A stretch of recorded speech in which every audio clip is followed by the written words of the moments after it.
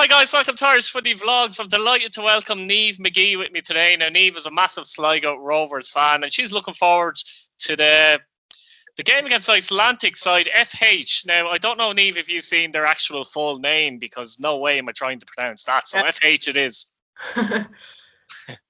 So this is an exciting game. Obviously Sligo haven't been in Europe since 2015, so the last time they played actually Rosenborg, and they were knocked out, but they did quite well against them. It's great to have Sligo back in Europe though, isn't it, to be honest? Yeah, it's brilliant, and we're doing really well this season as well, so it's deserved. And obviously, last season we started off the bottom table and then made it up into Europe, so it was a brilliant achievement. Like, it's great. We're really excited about it. Exactly, yeah. Absolutely, yeah. Now FH finished eighth, or sorry, they actually are eighth after 11 games in the league in Iceland, so they're struggling a bit. They sacked their manager recently as well, would you believe? 1 win and 5. So, a bit of pressure on Sligo in that kind of way as well, but they've been the dominant force since 2000 in Iceland as well, which is fantastic. And one thing I noticed when I was researching them, very interesting, that their top scorer is 33-year-old striker Steve Lennon. And guess what? He's played 9 times for Dundalk. So that's an interesting one coming into the game. They also lost to Dundalk in 2016. They were beaten on away goals. So how do you see this challenge, particularly in the first leg? Obviously, there's been a few issues with COVID in Sligo. I believe John Kenny may have COVID or else is getting tested for COVID. And John Mahon was a close contact. Isn't that right?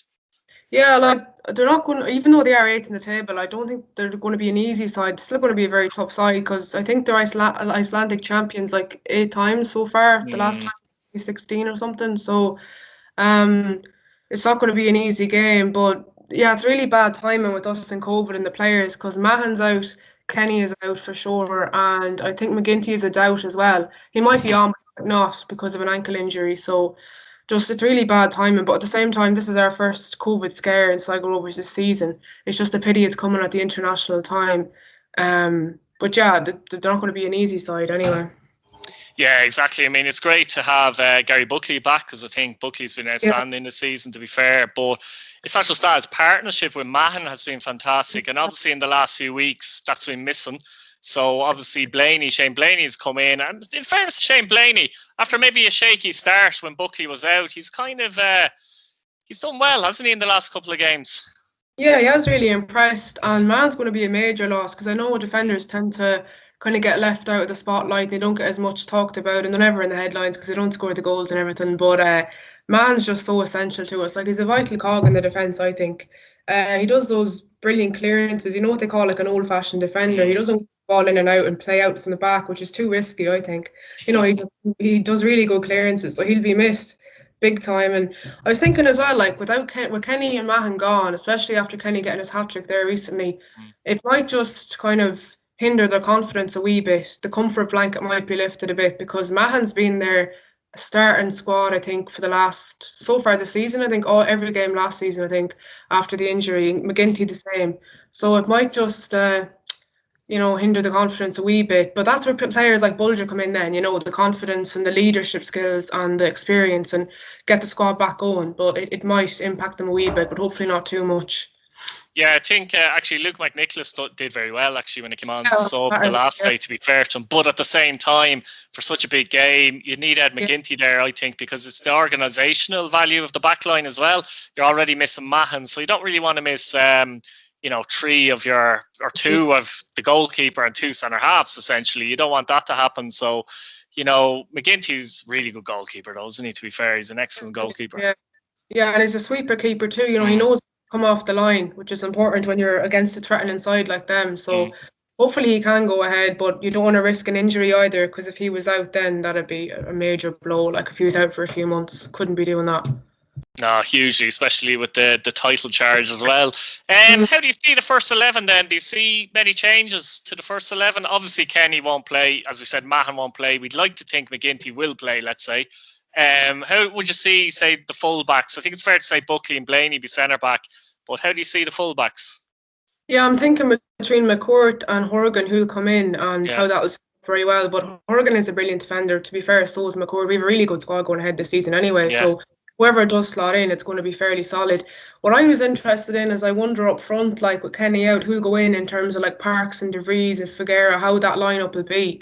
because De Vries is getting really good name recently with his performances, and he's been really enthusiastic player like in the last few games. And Parks can be kind of on and off, but then again he's impressed in the last 2 games. So I'll be curious to see how they line up, because those 3 players linking up well together is very important. And then Gibson, of course, as well. I'd like to think he'll start. I think he will. I think if there is a goal coming from us, it might be through him, but that's just what I feel. Yeah, no, he'll definitely start. The question is where he'll start, because Mark Byrne has slotted on the right wing on occasion as well recently. So it'll be interesting to see if he'll play actually. And you've obviously Walter Figueira as well. So you're right when you said they've a good squad this season, because at different stages of the season you need different players to perform, and it might be De Vries's turn now to perform, Yeah, it'll be really interesting now to see the setup, because that dictates the tempo of the game as well. And just we're on about Kenny, I always say if I'm doing a match preview in talking about the starting 11, if you bring Kenny on at the starting squad, he just ups the tempo straight away. And then if you can keep that tempo, that's the hard thing. But just the enthusiasm, I think, and the confidence, and he's so speedy, he's so quick, and he'll run at any ball, and try for it where other players mightn't. So with him gone, it's really it's going to be tough to get that quick pace going from the very start, where he would help do that if he was on. So that would be another challenge if the front 4 can do it, or the front 3, depending how we line up. Yeah, definitely. But as you say, Romeo Parks actually did perform, didn't he, in the last game as well? It's almost like the Kenny hat-trick might have given him a bit of kick in the bum, as they say, because he performed very well. He won a brilliant penalty actually in the game against Longford, and probably a bit unlucky to hit the bar. He ran through 1-on-1, and Stacey kind of closed him down well, to be fair, but he hit the bar. But he looked lively, didn't he? Sometimes, I don't know, he can drift in and out of games, can't he? Yeah, it can take a while to get into the game as well. You don't really have time for that in a European game. You need to get into it right from the start in order to dictate the tempo. So.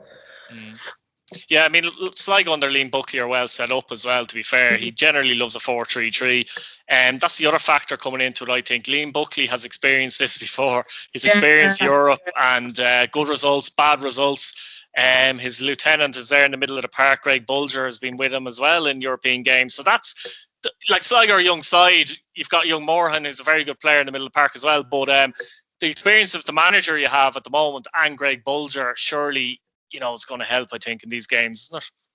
Yeah, definitely. And looking at the Icelandic side as well, though, they have a lot of international caps, which is going to make a difference as well. We don't really. I know McGinty has played, I think, under-21 international, and a couple of others have been called in and out, but you can't take away the experience of, senior national team experience. So that'll be tough to work with. And just over there as well, I did some research on it. Like, they just have brilliant services and facilities with their football in terms of training and everything like that. So whether or not that impacts it or not, it's hard to tell. But they're definitely a side that takes their football really serious, as does Sligo. So it'll be a tough battle between them.